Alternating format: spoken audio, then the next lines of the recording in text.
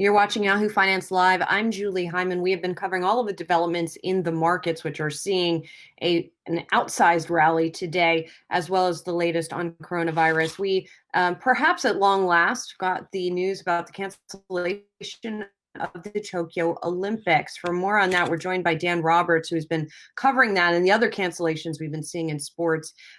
Dan, they took a little while to get to this decision, but they finally got there. Yeah, exactly right, Julie. And I would highlight the fact that maybe a silver lining for all the people involved, it's not a cancellation, right? It's a postponement.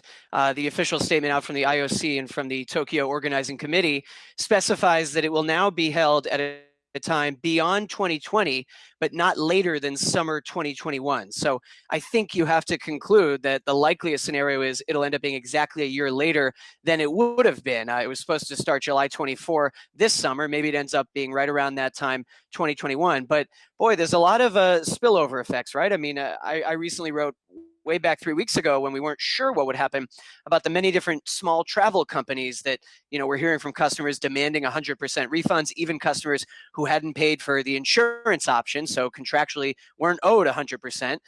If they continue to demand it and threaten lawsuits, some of these small travel businesses are going to go out of business before they can actually get the Olympics a year later. There's also an interesting outcome maybe for the Tokyo economy.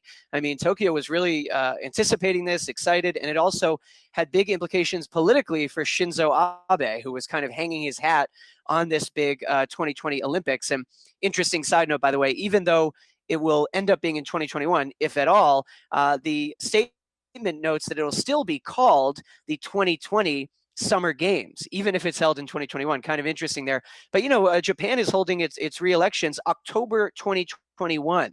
So now that ends up being directly immediately after the Olympics, if the Olympics happen in summer 2021. So what does that mean for Prime Minister Shinzo Abe? And then, of course, what does it mean for athletes?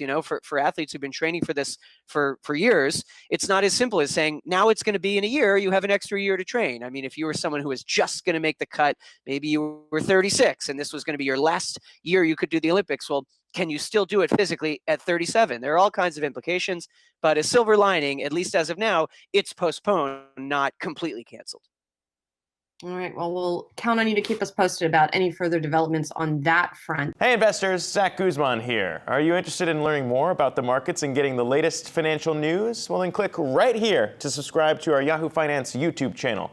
Get the latest up-to-the-minute market analysis, big interviews in the world of finance, and information on how to manage your money every day wherever you are.